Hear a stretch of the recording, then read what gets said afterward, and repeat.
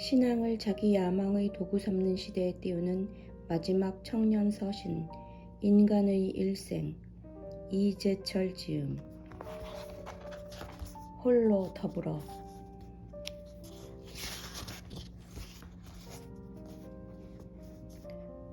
물질을 나누는 것. 더불어 산다는 것은 물질의 문제다.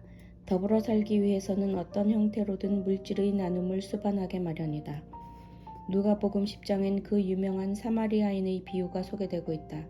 한 행인이 예루살렘에서 여리고로 내려가다 강도를 만나 가진 것을 다 빼앗기고 거반 죽게 된 채 길에 내버려졌다. 지나가던 제사장과 레위인은 피투성이가 되어 쓰러져 있는 그를 보았지만 그냥 지나쳤다. 그러나 유대인이 짐승처럼 여기는 사마리아인은 그를 본 즉시 자신의 가방 속에 들어있던 기름과 포도주로 응급조처를 취했다. 그러고는 그를 자신의 나귀에 태워 여인숙으로 옮겼다. 이튿날 아침 그는 여인숙 주인에게 근로자 이틀분 임금에 해당되는 2데나리온을 주면서 강도 만난 자를 부탁했다. 추가 경비가 들 경우 자신이 돌아오는 길에 갚아주겠다는 약속까지 했다. 이 이야기를 마치신 주님께서 제자들에게 제사장과 레위인 그리고 사마리아인 중에 누가 강도 만난 자의 이웃이냐고 물으셨다. 사마리아인과 강도 만난 자는 본래 한 동네에 사는 이웃관계가 아니었다. 이웃으로 번역된 헬라어 플레시오는 단순히 옆집 사람이 아니라 더불어 사는 자를 뜻한다. 제자들은 자비를 베푼 자라 대답했고 이에 주님께서 제자들에게 명령하셨다. 가서 너도 이와 같이 하라. 주님께로부터 강도 만난 자의 진정한 이웃으로 평가받은 사마리아인이 행한 것이 대체 무엇인가? 생면부지의 그를 위해 자신의 포도주와 기름과 돈, 한마디로 물질을 나눈 것이다. 그러므로 주님께서 제자들에게 너도 이와 같이 하라신 말씀은 너희도 진정 타인과 더불어 살기 원한다면 너희 물질을 아까워해서는 안 된다는 의미였다. 중학생인 셋째 아들 승윤이가 작년에 2학년 1학기 중간고사를 칠 때의 일이다. 영어 시험이 있던 날 저녁을 먹으며 투덜거렸다. 자신의 답이 분명히 맞는데도 선생님이 틀렸다고 채점했다는 것이다. 일주일 후 영어 시험지를 받아오던 날에도 똑같은 불평을 했다. 아이의 불평이 왜 한 주간이 지나도 진정되지 않는지 아내와 함께 시험지를 직접 확인해 보았다. 승윤이가 이 일을 제기한 문제는 다음과 같았다. 다음 글을 읽고 이어질 응답으로 가장 적절한 것을 고르시오. I broke your CD player. It's all my fault. 내가 네 CD 플레이어를 망가뜨렸어. 전적으로 내 잘못이야. 1번 Not at all. 천만의 말씀이야. 2번 Thank you. 고마워. 3번 Never mind. 괜찮아. 4번 Of course not. 물론 아니고 말고. 5번 You should not use that. 이젠 손도 대지 마. 문맥상 가장 적절한 답은 3번 괜찮아 이다. 나는 승윤이에게 대체 몇 번 답을 택했었는지 물었다. 아이는 5번 이젠 손도 대지 마를 택했다며 자기에게 그런 일이 일어날 경우 자긴 정말 그렇게 말할 텐데 왜 그게 틀렸냐며 오히려 내게 반문하였다. 물론 문법적으로는 승윤이 답이 맞을 수도 있었다. 그러나 승윤이가 모르는 것이 있었다. 사람보다 물질을 더 중요시해서는 절대로 타인과 더불어 살 수 없다는 CD 플레이어와는 비교할 수도 없이 귀중한 진리였다. 사람을 얻는 것보다 더 큰 지혜는 없다. 이 다음 우리가 하나님 앞에 설 때 하나님께서는 우리에게 물질이 아니라 사람을 얼마나 얻었는지를 물으실 것이다. 바로 그 목적을 위해 주님께서 우리를 부르셨기 때문이다. 그러므로 어리석은 자는 물질을 위해 사람을 버리는 자여 지혜로운 자는 사람을 얻는 도구로 물질을 선용하는 자다. 그대는 앞으로 평생토록 그대 수중에 들어있는 물질 가운데엔 타인의 몫이 있음을 잊어서는 안 된다. 많은 사람들이 청지기의식을 말하지만 실제로 청지기의식을 실천하며 사는 자는 드물다. 자신의 물질 중엔 하나님께 바쳐야 할 헌금 외에 타인의 몫도 있음을 인정하려 하지 않기 때문이다. 만약 자신의 물질 속에 포함된 타인의 몫을 인정하지 않으면 타인과의 공생은 고사하고 친형제끼리도 부모의 유산 앞에서 원수가 될 수밖에 없다. 부모의 유산을 놓고 더불어 살아야 할 형제끼리 송사를 벌이는 것은 결코 남의 이야기가 아니다. 그것은 공생은 물질의 문제요 그대의 물질 속엔 타인의 몫이 포함되어 있음을 그대의 삶으로 수용하고 실천하려 하지 않을 경우 바로 그대 자신의 치부가 될 것이다. 물질과 관련하여 신학생과 목회자에게 특별히 하고 싶은 말이 있다. 한국 교회 교인들이 목회자를 섬기는 정성은 세계적으로도 유례가 없을 뿐만 아니라 눈물겨울 정도다. 예를 들면 목회자와 관련된 경비를 대부분 교인들이 지불한다. 특별한 경우가 아니고는 차비든 식사비든 의뢰 교인 부담이다.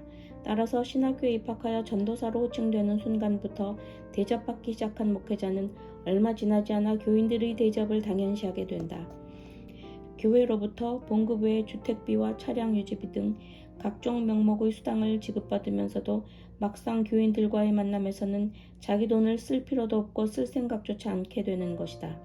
그 결과 교인의 헌금으로 교인들을 섬기기 위해 존재하는 목회자 중에는 교인보다 더 많은 예금을 지닌 기막힌 기현상이 이 땅에서 벌어지고 있다. 눈을 감고 정직하게 자문해보자. 교인을 위해 자기 봉급을 털어본 적이 없는 목회자가 과연 교인을 진정으로 사랑하며 더불어 공생할 수 있겠는가?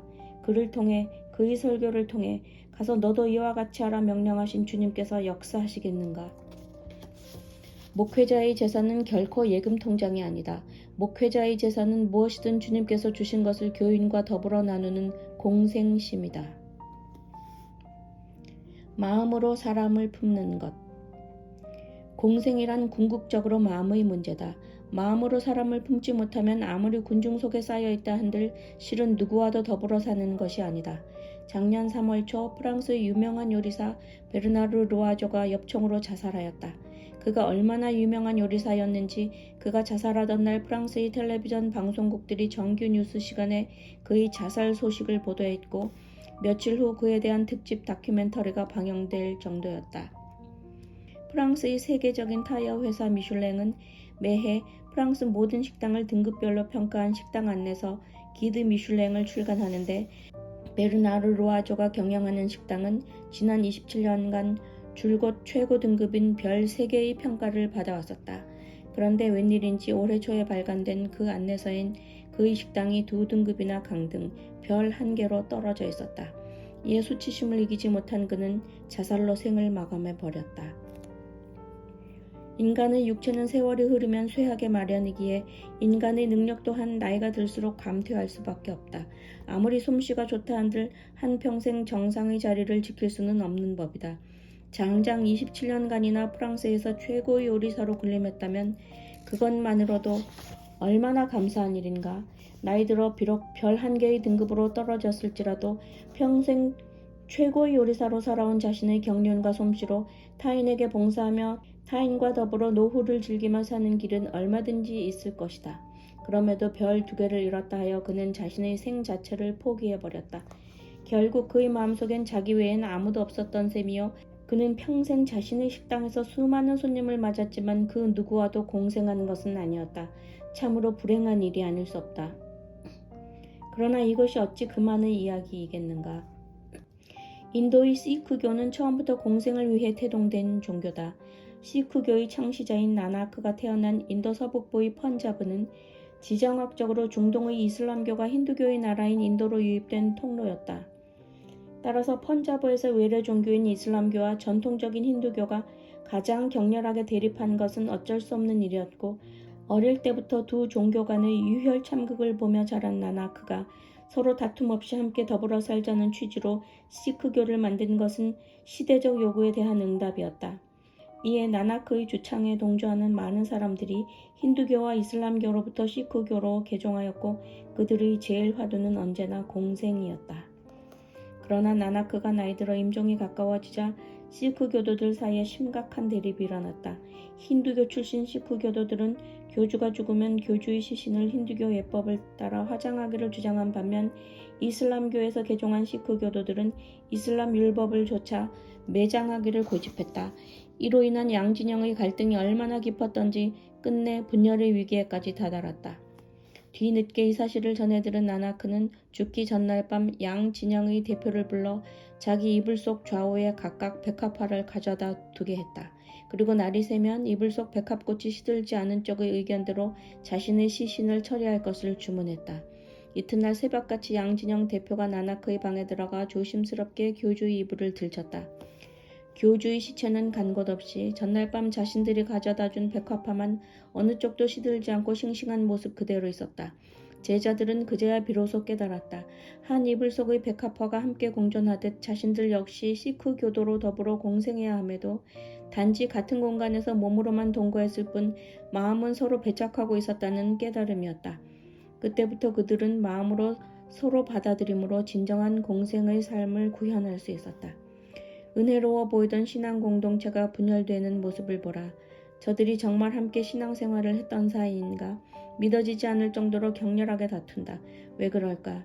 몸만 함께 있었을 뿐 서로 마음으로 상대를 받아들인 것은 아니었기 때문이다. 상대를 마음으로 수용한다는 것은 상대의 입장에 서는 것이다. 상대의 입장에 서기 전까지는 아무리 몸이 한 데 있어도 상대를 이해할 수 없고 오히려 가까운 만큼 오해거리만 증가할 것이기에 공생이 가능할 도리가 없다. 우리가 평생 품기를 지향해야 할 마음은 제로는 여지없이 주님의 마음이다. 주님께서는 삼위일체 하나님이셨음에도 친히 인간이 되시어 인간 입장에 서주셨다. 죄와 사망의 굴레에서 고통당하는 인간을 이해하시고 당신이 친히 구원자 되어 인간과 함께 해주셨다. 그것은 주님께서 먼저 당신의 마음으로 인간을 품어주셨기에 가능한 일이었다. 이처럼 우리 역시 상대를 우리 마음에 품고 상대의 입장에 섬으로 그와 진정으로 더불어 살 수 있다. 크리스천에겐 자신이 마음으로 얼마나 많은 사람을 품고 있는지 간단하게 확인하는 방법이 있다. 자신의 기도 속에 몇 사람이나 포함되어 있는지를 따져보면 된다. 기도는 노동이다. 기도가 쉽지 않기 때문이다. 노동과 같은 기도 시간에 타인을 위해 진심으로 기도하는 것은 생각보다 훨씬 어렵다. 대부분의 기도는 자기 자신, 자기 가정의 울타리를 맴돌 뿐이다. 그러므로 자신의 기도 속에 매일 등장하는 타인, 바로 그 사람만 진정 자신이 마음으로 품고 있는 사람이다. 그렇지 않고서는 그를 위해 매일 기도한다는 것 자체가 불가능하다. 그대의 기도 속엔 몇 사람이나 등장하고 있는가? 그대와 생각과 뜻이 다른 자들 몇 명을 위해 그대는 날마다 기도하는가? 그대의 기도가 품고 있는 자만 실은 그대의 마음이 품은 자여 그대는 그들의 입장에서 그들과만 공생하고 있다. 만약 그대의 기도가 그대 자신과 가족 이외에 그 누구도 품고 있지 못하다면 그대는 현재 누구와도 더불어 살지 못하는 외톨이에 지나지 않는다. 이처럼 공생이란 삶의 형태나 방법의 문제가 아니라 본질의 문제다. 이 본질에 대한 각성과 자기 훈련이 없이는 크리스천이 아무리 서로 사랑하자고 외쳐도 그것은 공허한 메아리에 지나지 않을 것이다.